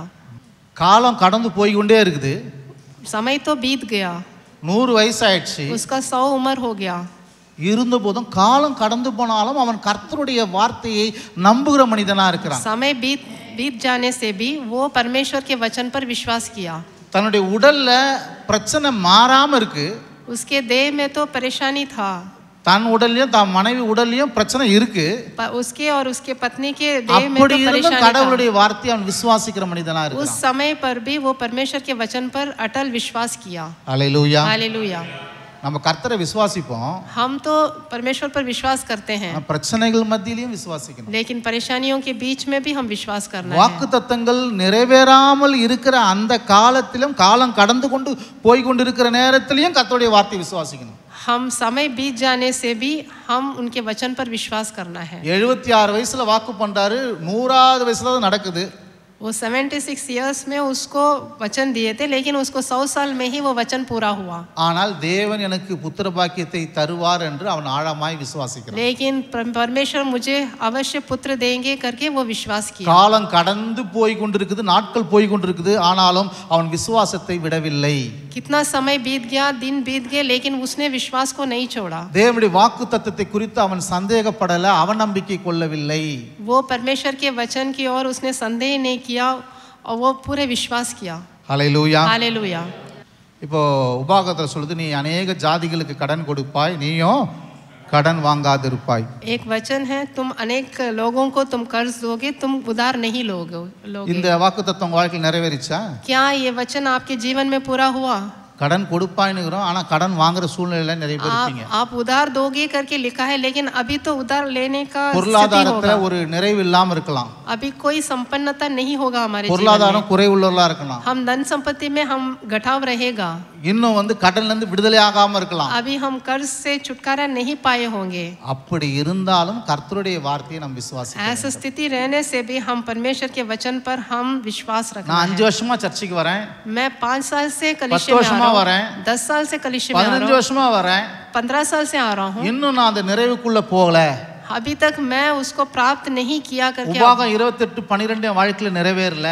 व्यवस्था विवरण में जो 28:12 में जो लिखा है वो अभी तक मेरे जीवन में पूरा नहीं हुआ है. பொருளாதாரத்துல நிறைவுள்ளவனா நான் வரல. हम धन संपत्ति में संपन्नता नहीं पाए हैं. அப்படி நீ வரலனா கூட கர்த்தருடைய வார்த்தையை சந்தேகப்படவே கூடாது. ऐसे नहीं होने से भी आप परमेश्वर के वचन पर संदेह नहीं करना चाहिए. கர்த்தருடைய வார்த்தையை ஆபிரகாம் மாதிரி தொடர்ந்து விசுவாசிக்கணும். परमेश्वर के वचन को अब्राहम के जैसे ही लगातार आप विश्वास करते जाना. காலங்கள் கடந்து போனாலும் கர்த்தருடைய வார்த்தையை சந்தேகப்படக்கூடாது, அவநம்பிக்கை கொள்ளக்கூடாது. கர்த்தருடைய வாழ்க்கையை முழு இருதயத்தோடு விசுவாசிக்கணும். चाहे समय बीत जाने से भी आप अब्राहम के जैसे विश्वास करना है, अविश्वास पर नहीं जाना है. எத்தனை பேர் புரியுது? कितने लोगों को समझ में आ रहा है? புரிஞ்சவங்க கரங்களை தட்டி தேவ நாமத்தை आप மகிமைப்படுத்துங்க. समझ में आने से आप ताली बजाइए. ஏன்னா 38 வருஷமா ஒருத்தன் நோயில இருந்துக்கிறவன 38 வருஷமா ஆன பிறகு ஆண்டவர் சுகத்தை கொடுக்குறாரு. एक व्यक्ति था जिसका 38 इयर्स से वो रोगी था, लेकिन उसके बाद भी उसको चंगाई प्राप्त हुआ. ஒரு அம்மாக்கு 18 வருஷமா கூனியா இருக்கிறாங்க. இயேசு அவங்களை தேடி சென்று 18 வருஷம் அந்த சூழ்நிலையை மாற்றி போட்டு சுகத்தை கொடுத்தார். एक स्त्री 18 साल से कुबड़ी थी, लेकिन 18 साल के बाद उसको चंगाई प्राप्त हुआ. இஸ்ரவேல் மக்கள் 70 வருஷமா பாபிலோன்ல அடிமையா இருக்கிறாங்க. 70 வருஷத்துக்கு பிறகு அவர் சொன்னபடியே அவர்களை விடுதலையாக்கி கானானுக்குள்ள கொண்டு வரார். इस्राएल के लोग तो 70 साल बाबिलोन में दासत्व में थे, उसके बाद उनको छुटकारा मिला. அப்போ எத்தனை நாட்கள் ஆனாலும் வருஷங்கள் ஆனாலும் கர்த்தருடைய வார்த்தையை தூக்கி எறிய கூடாது. कितने समय बीतने से भी, कितने वर्ष होने से भी परमेश्वर के वचन को आप उठाकर नहीं फेंकना है. காலங்கள் போயினே இருக்கே, समय बीत रहा है, நான் பொருளாதாரத்துல நல்ல நிலைக்கு வரலையே, मैं संपन्नता नहीं प्राप्त कर இன்னும் रहा வேலை हूँ, கிடைக்கலையே, अभी तक नौकरी இன்னும் नहीं मिल கல்யாணம் रहा ஆகலையே, है, अभी शादी இன்னும் नहीं குழந்தை हुआ है, பிறக்கலையே, अभी संतान नहीं இன்னும் हुआ வீடு है, கட்டலையே अभी तक घर नहीं बनाया है, அப்படின்னு சொல்லி ऐसा बोल के கர்த்தருடைய வார்த்தையை தள்ளி போட கூடாது. आप परमेश्वर के वचन சந்தேகப்படக்கூடாது. को हटाना नहीं है, அது संदेह नहीं करना நடக்கலனா है। கூட अगर नहीं होने से கர்த்தருடைய भी வார்த்தையை விசுவாசிக்கணும். आप परमेश्वर के वचन पर विश्वास ஏற்ற करना है, வேலையில நடக்கும். वो ठीक समय पर எல்லாம் आपके கரங்களை जीवन में தட்டி தேவன் होगा। நாமத்தை உயர்த்தட்டும். आमीन, ताली बजाकर। ஏன்னா வாக்கு பண்ணினவர் எப்படிப்பட்டவர்? உண்மை உள்ளவர். क्योंकि जिन्होंने वचन दिया है वो एकदम सच्चे परमेश्वर हैं। வாக்கு தத்தம் பண்ணினவர் வல்லமை உள்ள தேவன். जिन्होंने वचन दिया है वो सामर्थ्य है। ஐயோ எனக்கு 10 வருஷம் ஆயிடுச்சு, मुझे 10 साल हो गया 20 है, வருஷம் ஆயிடுச்சு, 20 साल हो गया 5 है, வருஷம் ஆயிடுச்சு, 5 साल हो गया இன்னும் है, குழந்தையே பிறக்கல, अभी तक இன்னும் संतान नहीं கல்யாணமே हुआ, ஆகல, अभी तक இன்னும் शादी கவர்மெண்ட் नहीं வேலை हुआ, கிடைக்கவே இல்ல, अभी तक गवर्नमेंट இன்னும் का நான் வீடு नौकरी नहीं கட்டல, मिला, अभी तक घर नहीं இன்னும் நான் बना கொஞ்சம் है, மேல வரல अभी तक मैंने ऊंचाई प्राप्त नहीं किया है, அப்படின்னு நினைச்சு நடக்கலன்னு சொல்லிட்டு நினைச்சு கர்த்தரையும் அவர் வார்த்தையும் தள்ளி போடக்கூடாது, அதாவது விட்டு விலக கூடாது. ऐसे सोच के परमेश्वर और उनके वचन से हम अलग नहीं होना है। என்ன காலம் கடந்து போனாலும் கர்த்தருடைய வார்த்தை விசுவாசிக்கும் போது தான் அற்புதம். कितना समय बीतने से भी परमेश्वर के वचन में आप स्थिर रहने से ही अद्भुत कार्य होगा। எத்தனை பேர் புரிஞ்சது? कितने लोगों को समझ में आया है? ஆமென். आमेन। இப்போ இயேசுநாதர் வரான்னு சொன்னாரா? यीशु मसीह आ रहे हैं करके बोले थे, இதோ சீக்கிரமாய் வருகிறேன்னர். मैं बहुत ही शीघ्रता से आऊंगा करके बोले, வந்துட்டாரா? क्या आगे वो? அப்ப அந்த வார்த்தை பொய்யா?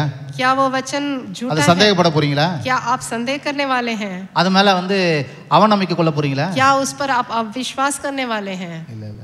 नहीं। 2000 வருஷம் ஆனாலும் அந்த வார்த்தை உண்மைதான். कितने 2000 साल होने से भी वो वचन ही है, நிச்சயமா வரப்போறது உண்மைதான். निश्चय रूप से वो आएंगे। அப்ப காலங்கள் போறதுனால கர்த்தருடைய வார்த்தை மேல சந்தேகப்படக்கூடாது. समय बीतने से परमेश्वर के वचन पर आप संदेह नहीं करना चाहिए। கர்த்தருடைய வல்லமையை நம்ம குறைச்சி மதிப்பிடக்கூடாது. उनके सामर्थ को आप कम नहीं देखना चाहिए। நானும் என் வீட்டாரும் கர்த்தரையே சேவிப்போம் என்று பைபிள்ல இருக்கு. मैं और मेरे घराना यहोवा की ही सेवा करेंगे करके पवित्र शास्त्र में है, இன்னும் குடும்பத்தில் இருக்கிறவங்க சபைக்கு வரல, लेकिन आप परिवार सहित नहीं आ रहे, அதனால அந்த வார்த்தை நிறைவேறாம போயிடுமா? इसका मतलब उसका वचन झूठा नहीं है। குடும்பத்தில் இருக்கிற ரட்சிக்கப்படாம போயிடுவாங்களா? क्या आपके परिवार के लोग उद्धार नहीं நீங்க पाएंगे? அந்த வார்த்தையை விசுவாசித்தா ஏற்ற வேளையில குடும்பத்தில் இருக்கிறவங்க ரட்சிக்கப்படுவாங்க. आप उस वचन पर विश्वास करने से आपके परिवार के लोग भी ठीक समय पर उद्धार पाएंगे। எல்லாம் கரங்களை தட்டி आप தேவனாமத்தை ताली மகிமைப்படுத்துங்க. बजा के उनकी महिमा कीजिए। அதே போல உடல்ல வியாதிகள் நோய்கள் இருந்தாலும் கர்த்தருடைய வார்த்தையை விசுவாசிக்கணும். उसी तरह देह में आपकी रोग या बीमारी रहने से भी परमेश्वर के वचन पर आप विश्वास कीजिए, ஏன்னா உலகத்துல வியாதி இருக்கு, क्योंकि संसार में तो रोग है, சில நேரத்துல நம்மளையும் தாக்க வருது. वो कभी कभार हमारे அது ऊपर भी आता தாக்க है। வருதுனால அது நம்மளை விட்டு நீங்காம இருக்குதுனால கர்த்தருடைய வார்த்தையை சந்தேகப்படவே கூடாது. अगर वो बीमारी हमसे नहीं निकल रहा है फिर भी हम परमेश्वर के वचन पर संदेह नहीं करना है। இயேசுவின் காயங்களாலே நான் சுகமானேன், परमेश्वर के उनके कोड़े खाने से हम चंगे हो रहे हैं, பொல்லாப்பு எனக்கு நேரிடாது, வாதை என் கூடாரத்தை அணுகாது, कोई विपत्ति मेरे डेरे के निकट नहीं आएगा, அவர் என் அப்பத்தையும் தண்ணீரையும் ஆசீர்வதிப்பார், வியாதியை என்னிலிருந்து விலக்குவார், ஆயுஸ் நாட்களை பூர்ணப்படுத்துவார். वो मेरे रोटी और मेरे पानी को आशीष देंगे और रोग को निकालेंगे और मुझे दीर्घायु देंगे। இந்த வார்த்தை தொடர்ந்து விசுவாசிக்கணும், इस वचन में आप தொடர்ந்து लगातार அறிக்கை செய்யணும், निरंतर आप उस தொடர்ந்து पर சிந்திக்கணும். विश्वास करना है। ஒருவேளை நீங்க விசுவாசிக்கிறீங்க, பேசுறீங்க, சிந்திக்கிறீங்க, ஆனாலும் உடல்ல சுகம் வரலனாலும் தொடர்ந்து விசுவாசிக்கணும். आप विश्वास कर रहे हैं, इसका स्मरण कर रहे हैं, फिर भी आपके देह में चंगाई नहीं आने से फिर तब भी आप इस पर विश्वास நான் करना है। விசுவாசத்துல தான் இருக்கிறேங்க ஆனாலும் சுகம் வரல அப்படின்னு சொல்லிட்டு வார்த்தை மேல சந்தேகப்படக்கூடாது. मैं विश्वास तो कर रहा हूँ फिर भी मुझे चंगाई नहीं வார்த்தையை आ रहा தூக்கி है, எறிய கூடாது. ऐसा बोल के आप वचन को निकाल कर बाहर नहीं करना है। இன்னும் உடல்ல சுகம் வரலன்னா கூட வார்த்தையை தொடர்ந்து நம்பிக்கொண்டே இருக்கணும், அறிக்கை செய்து கொண்டே இருக்கணும். अभी भी देह में अगर चंगाई प्राप्त नहीं होने से भी आप हमेशा उसकी घोषणा करना है वचन की, और वचन में विश्वास करना है। மாத்திரை போட்டோன்னு சுகம் வருதா?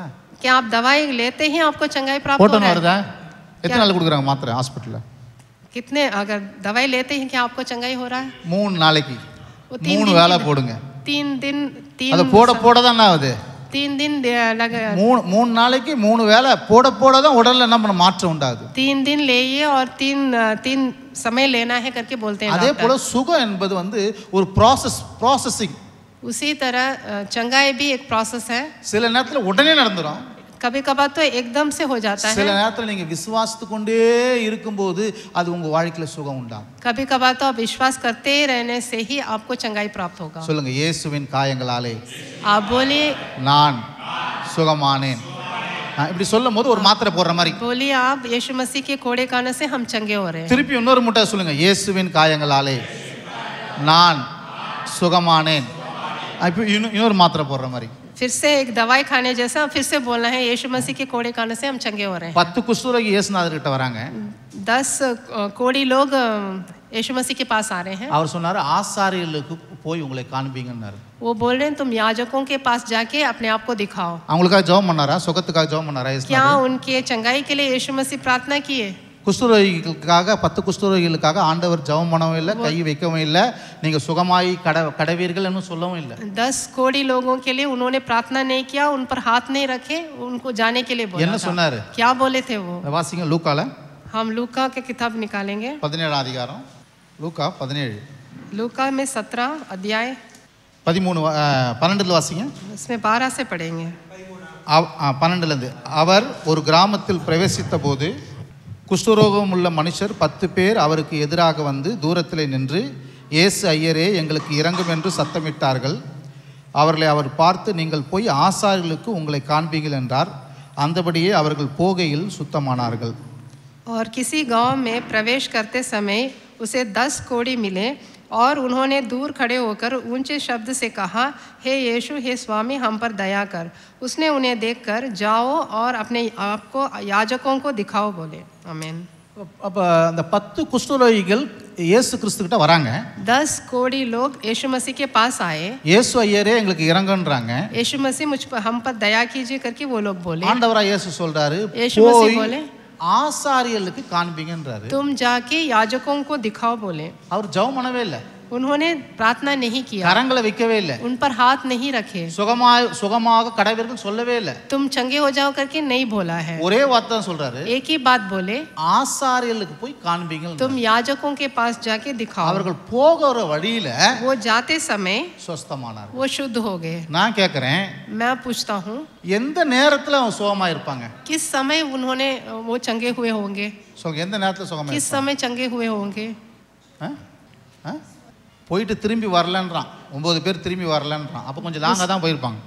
उसमें से 9 जने तो वापस नहीं आए. நான் நினைக்கிறேன் 1 கிலோமீட்டர் போய் அவங்க சுகமாயிருக்கலாம், या चाहे वो 1 किलोमीटर चल के जाके चंगा हुआ होगा, இல்லனா 2 கிலோமீட்டர் போய் சுகமாயிருக்கலாம், या फिर 2 किलोमीटर चल के जाके चंगा हुआ होगा, இல்லனா 3 கிலோமீட்டர் போய் या फिर சுகமாயிருக்கலாம். 3 किलोमीटर.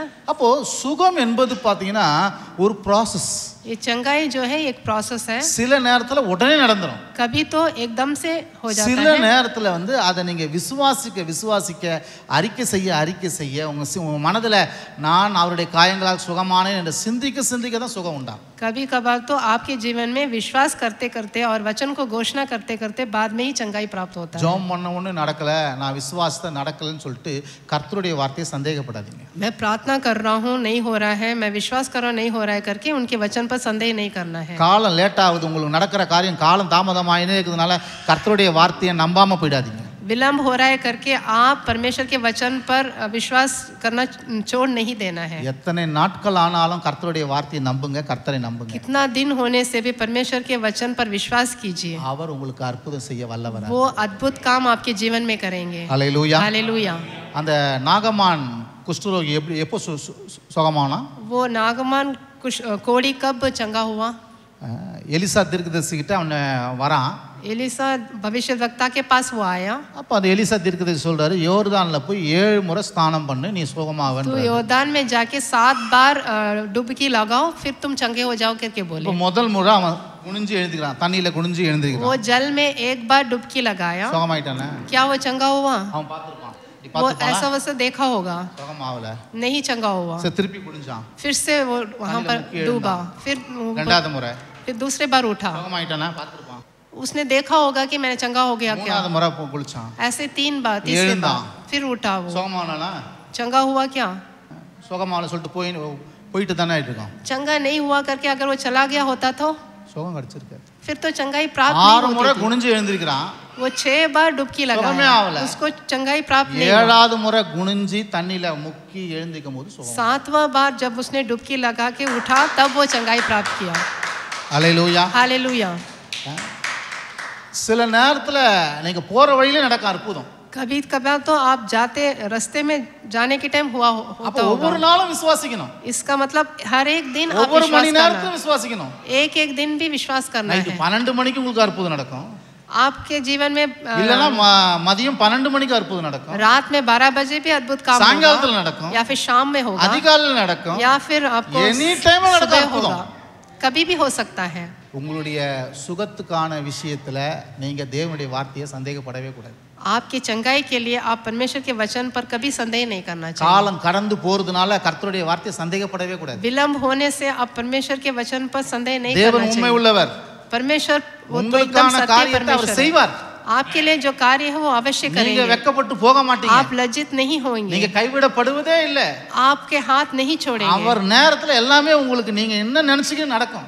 आपको ठीक समय அது पर सब வேலையா कुछ இருக்கட்டும், करेंगे, चाहे वो नौकरी हो திருமணமா இருக்கட்டும், या फिर शादी हो அது வீடா இருக்கட்டும், या घर बनाने அது का குழந்தை பாக்கியமா या இருக்கட்டும், फिर संतान प्राप्ति, எதுவா இருக்கட்டும், जो कुछ भी हो கர்த்தர் அதை செய்து முடிப்பார். परमेश्वर उसको ठीक समय पर करेंगे। அல்லேலூயா. आमीन। இன்னொரு 5 நிமிஷம் இருக்கு. ஆதியாகமம் 26 எடுங்க. उत्पत्ति 26 निकालेंगे। தேவன் பார்த்தீங்கன்னா பஞ்சத்திலையும் ஆசீர்வதிக்கிறவர். परमेश्वर अकाल में भी आपको आशीष देंगे। வாசிங்க 26:1. 26 में पहला वचन। வாசிங்க. ஆபிரகாமின் நாட்களில் உண்டான பஞ்சத்தை அல்லாமல் பின்னும் ஒரு பஞ்சம் தேசத்தில் உண்டாயிற்று. அப்பொழுது ஈசாக்கு பெலிஸ்தருக்கு ராஜாவாகிய அபிமெலேக்கிடத்தில் கேராருக்கு போனான். கர்த்தர் அவனுக்கு தரிசனமாகி, நீ எகிப்துக்கு போகாமல் நான் உனக்கு சொல்லும் தேசத்திலே குடியிரு, இந்த தேசத்திலே வாசம் பண்ணு, நான் உன்னோட கூட இருந்து உன்னை ஆசீர்வதிப்பேன், நான் உனக்கும் உன் சந்ததிக்கும் இந்த தேசங்கள் யாவையும் தந்து உன் தகப்பனாய ஆபிரகாமுக்கு நான் இட்ட ஆணையை நிறைவேற்றுவேன். 1 से 3 तक पढ़ेंगे। उस देश में अकाल पड़ा और उस पहले अकाल से अलग था जो अब्राहम के दिनों में पड़ा था। इसलिए इसहाक गरार को पलिश्तियों के राजा अबीमेलेक के पास गया। वहाँ यहोवा ने उसको दर्शन देकर कहा, मिस्र में मत जाओ, जो देश मैं तुझे बताऊँ उसी में रह, तू इसी देश में रह और मैं तेरे संग रहूँगा और तुझे आशीष दूंगा, और ये सब देश मैं तुझको और तेरे वंश को दूंगा, और जो शपथ मैंने तेरे पिता अब्राहम से खाई थी उसे मैं पूरा करूँगा। आमीन। பாருங்க, ஈசாக்கு நாட்கள்ல பஞ்சம் உண்டாகுது. ईसाक के दिनों में अकाल आया था। பஞ்சம்னா மழை இல்லை. वहाँ पर वर्षा नहीं पड़ी। மழை இல்லைன்னா வேலை இல்லை, ஆகாரம் இல்லை. वहाँ पर वर्षा नहीं था, इसके वजह से कोई भोजन वस्तु नहीं था। அப்போ மழை பெய்யல அந்த காலத்துலனா वर्षा नहीं होने से வேலையும் கிடையாது, नौकरी भी नहीं रहता है, ஆடு மாடுகளுக்கு தீவனமும் கிடையாது, हाँ भेड़ बकरियों को खाना भी नहीं खिला सकते, மனுஷனுக்கு ஆகாரமும் கிடையாது. मनुष्य लोगों के लिए भी कोई खाने की चीज नहीं रहती है। இந்த காலம் வேற. आज की ज़माना तो अलग बात है। மழை பெய்யலன்னா கூட ஏதாவது ஒரு வேலை இருக்கு.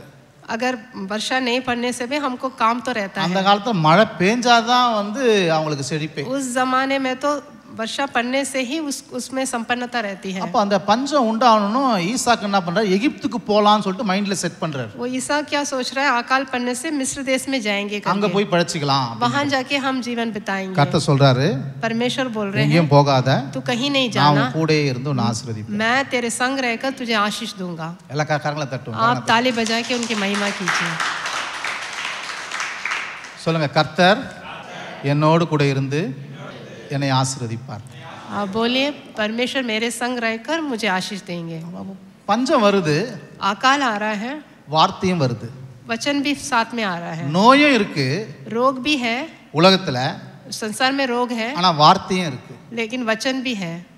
காலம் தாமதம் ஆகலாம், विलंब होने से भी, ஆனா வார்த்தை இருக்கு. लेकिन वचन है। நம்ம எதை பார்க்கணும்? हम किसकी ओर देखना है? கால தாமதத்தை பார்க்க கூடாது, हम विलंब की ओर नहीं देखना है, தேவனுடைய வார்த்தையை பார்க்கணும். परमेश्वर के वचन की ओर देखना है, பிரச்சனையே இல்ல, परेशानी की ओर नहीं। சுகத்துக்கான வாக்குத்தத்தத்தை हम பார்க்கணும். चंगाई के वचन की ओर देखना பஞ்சத்தை है, அல்ல, हम अकाल की ओर नहीं। பஞ்சத்து நடுவுல வர்ற கர்த்தருடைய வார்த்தையை பார்க்கணும். अकाल के बीच में भी जो वचन हमारी ओर आ रहा है उसकी ओर देखना है। என்ன வார்த்தை? क्या वचन आ रहा நான் है? உன்னோடு கூட இருந்து உன்னை मैं ஆசீர்வதிப்பேன். तेरे संग रह के तुझे आशीष दूंगा। பஞ்சத்துல ஈசாக்கு எவ்வளவு பெரிய ஆள் ஆனான்?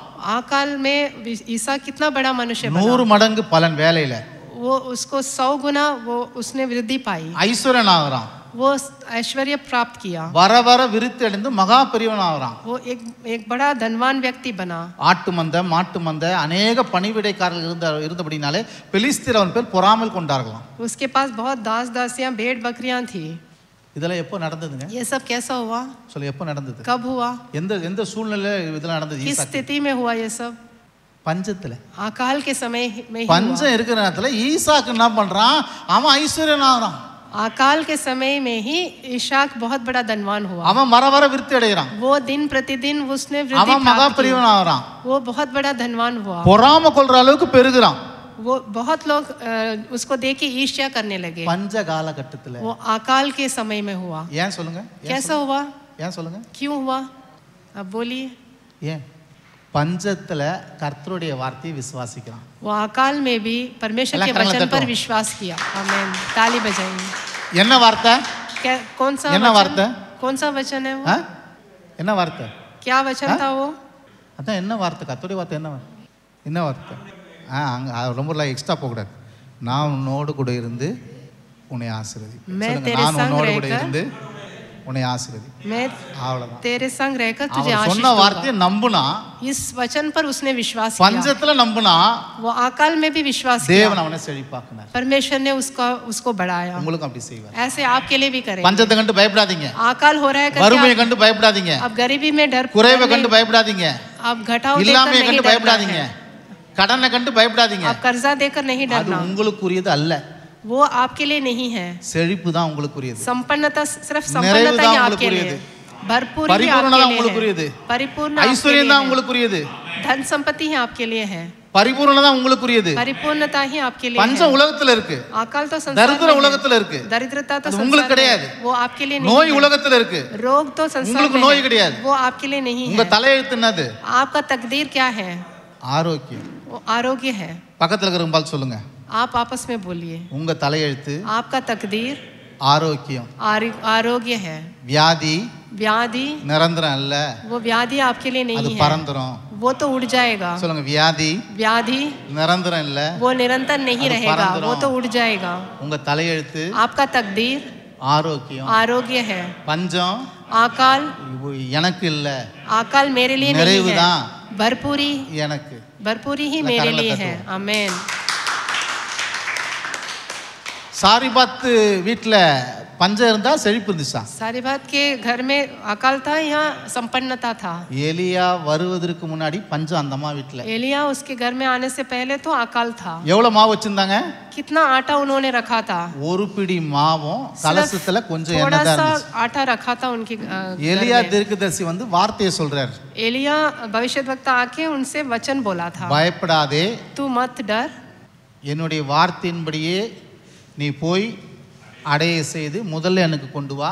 तू मेरे वचन के अनुसार जाकर रोटी बनाकर पहले मुझे लेके आओ. தேசத்திலே तुम्हारे देश में கர்த்தர் மழையை கட்டளையிடும் நாள் மட்டும் परमेश्वर जब तक वर्षा को भेजेंगे, பானையில் மா செலவழிந்து போவதில்லை, तुम्हारे मटका खाली नहीं होगा எண்ணெய் குறைந்து போகுது. और तुम्हारे घर में तेल की कमी नहीं होगी. அல்லேலூயா. हालेलुया. எத்தனை வருஷம் தெரியுமா பஞ்சம் இருந்தது? कितना साल अकाल था वहां पर. தேசத்திலே கர்த்தர் மழையை கட்டளையிடும் நாள் மட்டும் பானையில் மா செலவழிந்து போவதில்லை, எண்ணெயும் குறைந்து போகுதுன்னு சொன்னார். அந்த நாள் மட்டும் 3.5 வருஷம் வரைக்கும் அந்த தேசத்துல 3.5 साल उस देश में अकाल था. 3.5 வருஷம் வரைக்கும் தேசத்துல பஞ்சம். 3.5 साल उस देश में अकाल ஆனா पड़ा था. சாரிபாத் விதவி வீட்டுல பஞ்சம் கிடையாது. लेकिन सारीबात विधवा के घर में तो कोई कमी மாவும் नहीं थी. பெருகுது, எண்ணெயும் பெருகுது. उनके घर में आटा भरपूरी था, तेल भी भरपूरी था. आमीन. பைபிள் வாசிக்கும் போது அப்படிதான் வாசிக்கணும். आप पवित्र शास्त्र जब पढ़ते हैं ऐसे पढ़ना है. தேசத்தில் மழையை கட்டளையிடும் நாள் மட்டும் போட்டுட்டாங்க. वहां पर बोला गया है कि எத்தனை நாள் தெரியுங்களா? वर्षा आने तक 3.5 வருஷம் வரைக்கும் அங்க மழையே கிடையாது, பஞ்சம். 3.5 வருஷம் வரைக்கும் இவ வீட்டுல செழிப்பு. 3.5 साल तक देश में तो अकाल था, लेकिन इसके घर में संपन्नता था. நான் சொல்றேன், பஞ்சம் உங்களுக்கு கிடையாது. मैं बोल रहा हूँ अकाल आपके लिए नहीं है. गरीबी आपके लिए नहीं है. दरिद्रता आपके लिए नहीं है. உங்க பாத்திரம் நிரம்பி வழியும். आपके पात्र तो भरा पूरा रहेगा. आमीन. हालेलुया. கர்த்தருடைய வார்த்தையை விசுவாசிக்கணும். परमेश्वर के वचन पर आप विश्वास कीजिए. எதன் மத்தியில? किसके बीच में? எதன் மத்தியில கர்த்தருடைய வார்த்தையை किसके बीच में आप परमेश्वर के वचन पर विश्वास करना है? பஞ்சத்தின் மத்தியில அவருடைய வார்த்தையை விசுவாசி. अकाल के बीच में भी आप पवित्र उनके वचन पर विश्वास करें. உலகத்துல கொரோனா நோய் எல்லாம் இருக்கலாம், அதன் மத்தியில நான் இயேசுவின் காயங்களாலே சுகமானேன். संसार में तो बीमारी कोरोना सब रहेगा, लेकिन उसके बीच में भी आप उनके कोड़े खाने से चंगे हो रहे हैं करके आप विश्वास करना. காலங்கள் கடந்து கொண்டு போனாலும் சோர்ந்து போகாம கலங்காம கர்த்தர் எனக்கு வாக்கு பண்ணதை என் வாழ்க்கையில நிறைவேற்றுவார் என்று விசுவாசி. कितना समय बीतने से भी आप सुस्त नहीं होना है, उन पर विश्वास करना है. कैसे भी हमारे लिए परमेश्वर अपना वचन को निभाएंगे. கடைசியா சொல்லி முடிக்கிறோம் பாருங்க. மனிதர்கள் என்ன பிரச்சனை கொடுத்தாலும் கர்த்தருடைய வார்த்தையை விசுவாசிக்கணும். मनुष्य के बीच में से आपको कितना भी कष्ट आने से भी आप परमेश्वर के वचन पर विश्वास करना है. ஆபீஸ்ல ஒரே தொல்லை பண்றாங்க, ऑफिस में बहुत झंझट है करके வேலையில ரொம்ப டென்ஷன், काम में बहुत टेंशन हो रहा है, குடும்பத்துல ரொம்ப டென்ஷன், परिवार में बहुत परेशानी है, காலேஜ்ல ரொம்ப பிரச்சனை கொடுக்குறாங்க, कॉलेज में भी बहुत परेशानी है. எங்க போனாலும் மனிதர்கள் ஏதாவது என்ன பேசி கொண்டிருக்காங்க, कहीं भी जाने से लोग मुझे कुछ ना कुछ बोलते रहते हैं, मुझे என்ன அவமானப்படுத்துறாங்க, मुझे अपमान करते हैं. தேவையில்லாத வார்த்தையெல்லாம் மனிதர்கள் என்ன பேசுறாங்க, मनुष्य बहुत என்ன துக்கப்படுத்துறாங்க, मुझे बहुत दुख देते हैं. அவங்க பேசி என்ன காயப்படுத்துறாங்க, वो बोल के मुझे बहुत ठेस என்னால पहुंचाते அழாம हैं. இருக்கவே முடியல. मैं हमेशा रोते रहता हूँ. அப்படி யாரனா இருக்கீங்களா? ऐसा कोई है? இந்த செய்தி உங்களுக்கு தான். उनके लिए ये प्रचार मैंने दिया है. என்ன மனிதர்கள் உங்க வேலை ஸ்தலத்துல பிரச்சனை கொடுத்தாலும், कितना भी लोग आपको दुख देने से भी அந்த சமயத்திலும் கர்த்தருடைய வார்த்தையை நம்பணும். उस समय में भी आप परमेश्वर के वचन पर विश्वास करना है. என்ன வார்த்தை?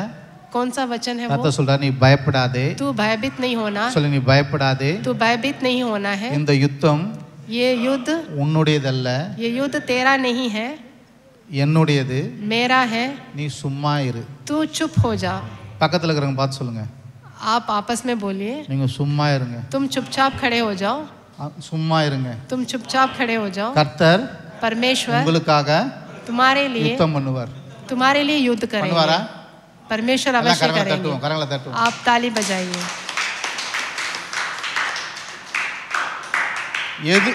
எதிரி துரத்தின்னு வரான். वो शत्रु तो उनको उनके पीछे दौड़ के आ रहे हैं. அதை பார்த்துட்டு பயப்படுறாங்க இஸ்ரேல் மக்கள். उसको देख के इस्राएल के लोग घबरा रहे हैं. அவன் வந்து எதிரி துரத்தின்னு வந்து அவங்களை சிறைப்பிடிச்சுன்னு போவான், சில பேர் கொன்னுட்டு போவான், இல்லைன்னா அடிப்பான், ஏதாவது திட்டுவான். शत्रु आके उनको मार डालेंगे या फिर उनको बंदी बना के लेके जाएंगे. ஆனா மோசே சொல்றாரு, लेकिन मूसा நீ बोल பயப்படாத, रहा है, तू भयभीत नहीं होना, நீ சும்மா இரு. तू चुपचाप खड़े हो जा. அது எப்படி சும்மா இருக்க முடியும்? कैसे हम चुपचाप खड़े हो सकते அவங்க हैं? ஒரு அறை விட்டா நான் சும்மா இருக்குதா? वो आके हमको मारने से क्या हम चुपचाप खड़े हो सकते हैं? அவங்க என் சட்டையை பிடிச்சா நான் பார்த்துன்னு இருக்குதா? वो हमारे कपड़े को आके पकड़ने से हम चुपचाप खड़े हो सकते हैं? அவங்க எட்டி ஒடிச்சா நான் வந்து பார்த்துன்னு இருக்கணும், சும்மா இருக்கணுமா? वो लोग आके हमें लात मारने से हम चुपचाप खड़े हो सकते हैं அவன் क्या? எங்க முடியை பிடிச்சி ஆட்டினா நான் பார்த்துன்னு இருக்கணுமா? वो हमारे बाल पकड़ के खींचने से हम चुपचाप खड़े हो सकते हैं क्या? அவன் ரெண்டு திட்டுனா நான் திட்டாம அப்படியே அமைதியா இருக்கணுமா? वो हम पर गाली नाना देने से हम येसुनाथरा? चुपचाप खड़े हो सकते हैं क्या? நானா இயேசுநாதரா? क्या हम यीशु मसीह हैं? சும்மா இருக்கணுமா? चुपचाप खड़े होने के लिए. ஆண்டவர் சொல்ல, நீ சும்மா இரு. लेकिन परमेश्वर बोल रहे हैं तुम चुपचाप खड़े हो जाओ. இவங்க என்ன பண்ணுவாங்க தெரியுங்களா? ஜனங்க ये लोग क्या करते हैं? தொல்லை கொடுக்கறவங்க கிட்ட சண்டை போட மாட்டாங்க. சில பேர் जो परेशानी देते हैं उनके पास तो இன்னும் झगड़ा नहीं करते. அப்பாவியா இருக்கிறாங்க பாருங்க. जो बहुत ही அவங்களுக்கு खामोश நல்லதே रहते हैं, செய்யறவங்க கிட்ட இவங்க பிரச்சனைக்கு வந்து நிப்பாங்க. जो खामोश रहते हैं, जो अच्छे काम ही करते हैं, उनको இஸ்ரவேல் ही तंग மக்கள் करते பாத்தீங்கன்னா हैं. மோசே கிட்ட பிரச்சனை பண்றாங்க. इस्राएल के लोग मूसा के पास எகிப்துல இருந்து ஏன் கொண்டு வந்தீர்? मुझे मिस्र देश से क्यों लेके आए करके उससे झगड़ा कर रहे हैं. இந்த மோசே தான் கடலை பழக்க போறாரு. ये मूसा ही समुद्र को दो भाग करने வானத்துல वाले இருந்து हैं. மன்னாவை கொடுக்க போறாரு. आकाश से मन्ना लेके आने वाले. மாறாவை மதுரமாக்க போறாரு. एक நல்லது செய்யறவங்க கிட்ட சண்டை போடுறாங்க. अच्छे काम करने वालों से झगड़ा कर रहे हैं. நான் சொல்றேன், உங்களுக்கு நல்லது செய்யறவங்க கிட்ட, உங்களுக்காக ஜெபிக்கிறவங்க, போதிக்கிறவங்க, உங்களை விசாரிக்கிறவங்க, உங்களை நேசிக்கிறவங்கள கிட்ட சண்டை போடவே கூடாது.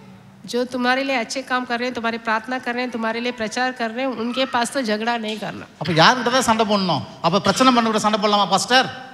फिर किसके साथ झगड़ा करना है? பிரச்சனை பண்றவங்ககிட்டயும் சண்டை போடக்கூடாது. जो परेशानी कर रहे हैं उनके पास भी झगड़ा பிரச்சனை नहीं करना. பண்ணாதவங்ககிட்டயும் சண்டை போடக்கூடாது. जो परेशानी नहीं कर रहे हैं उनके पास भी झगड़ा என்னதான் नहीं. பண்ணணும்? फिर क्या करना है? சும்மா இரு. तुम चुपचाप खड़े होना है. சொல்லுங்க, சும்மா இருங்க. तुम चुपचाप खड़े होना है. கர்த்தர் உங்களுக்காக யுத்தம் பண்ணுவார். परमेश्वर आपके लिए युद्ध करेंगे. அல்லேலூயா. हालेलुया. அப்போ கடவுளுடைய வார்த்தையை விசுவாசிக்கணும். परमेश्वर के वचन पर विश्वास करना है. அந்த விசுவாசிக்கும் பொழுதுதான் நம்முடைய வாழ்க்கையில பெரிய பெரிய காரியங்களை நம்ம பார்க்கணும். विश्वास करने के समय ही हमारे जीवन में बड़े बड़े काम को देखोगे. ஆபிரகாமுடைய ஆசீர்வாதத்தை பெற்றுக்கொள்ளணும்னா अब्राहम के आशीर्वाद को अगर पाना है तो ஆபிரகாமை மாதிரி விசுவாசிக்கணும். अब्राहम के जैसे विश्वास करना है. ஈசாக்க மாதிரி விசுவாசிக்கணும். ईशा के जैसे विश्वास करना है. மோசே மாதிரி விசுவாசிக்கணும். मूसा के जैसे विश्वास करना है. ஆமென். आमेन. கர்த்தர் உங்களை ஆசீர்வதிப்பார். परमेश्वर आपको आशीष देंगे. आमेन.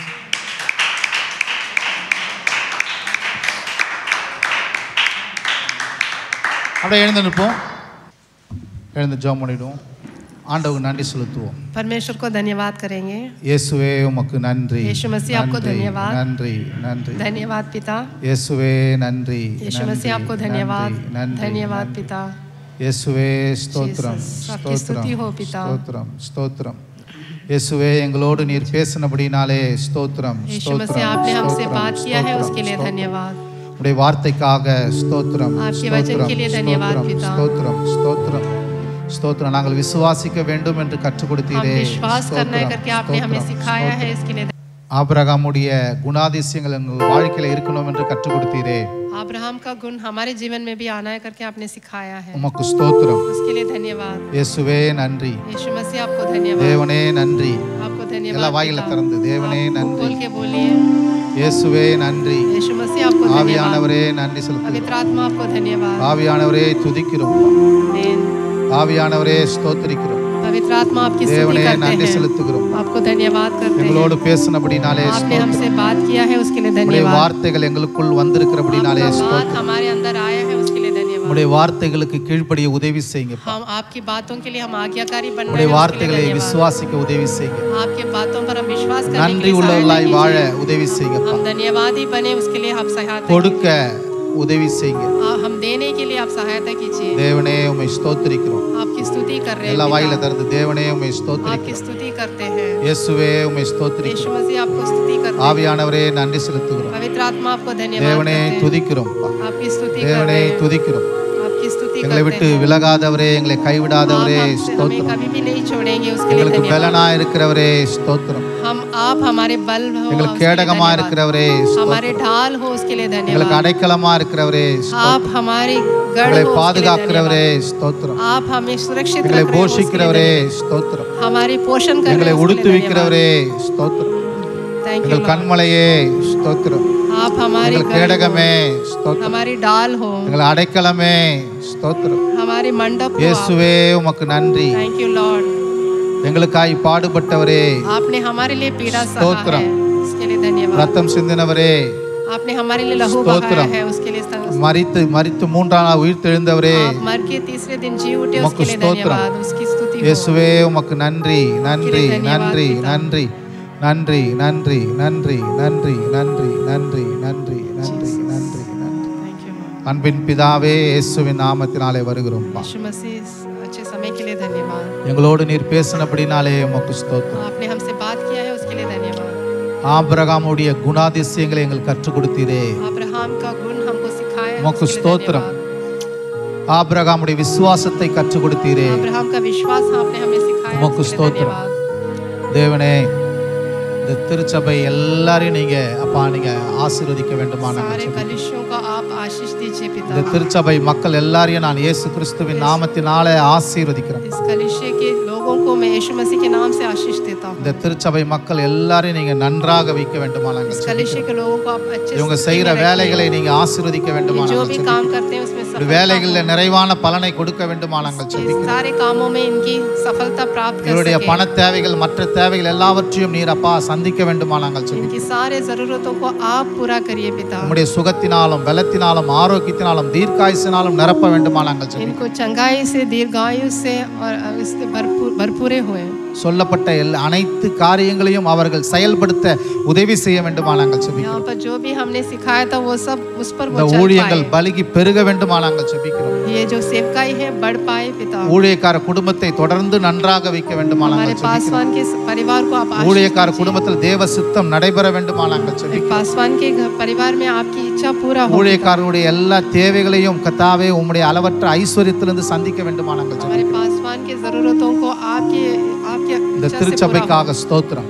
इस कलीसिया के लिए धन्यवाद। திருச்சபையை நீங்க அப்பா கத்தாவே அப்பா பெருக பண்ண வேண்டுமா கூட நாங்கள் ஜெபிக்கிறோம். कलीसिया को आप बढ़ाइए पिता। ஒவ்வொரு மக்களையும் ஆசீர்வதிங்க. एक एक लोग சிறு பிள்ளைகளை ஆசீர்வதிங்க. छोटे बच्चों को படிக்கிற பிள்ளைகளுக்கு நல்ல ஞானத்தை கொடுங்க. पढ़ने वाले படிக்கிற பிள்ளைகளுக்கு நல்ல கிருபையை கொடுங்க. उनको कृपा दीजिए। உடைய பாதுகாப்பு இந்த திருச்சபை மக்களுக்கு அப்பா தொடர்ந்து இருக்கட்டும். यहाँ के लोगों को सुरक्षित रखिए पिता। இயேசுவின் நாமத்தினாலே ஜெபிக்கிறோம் எங்கள் அன்பு பிதாவே. प्रार्थना करते हैं।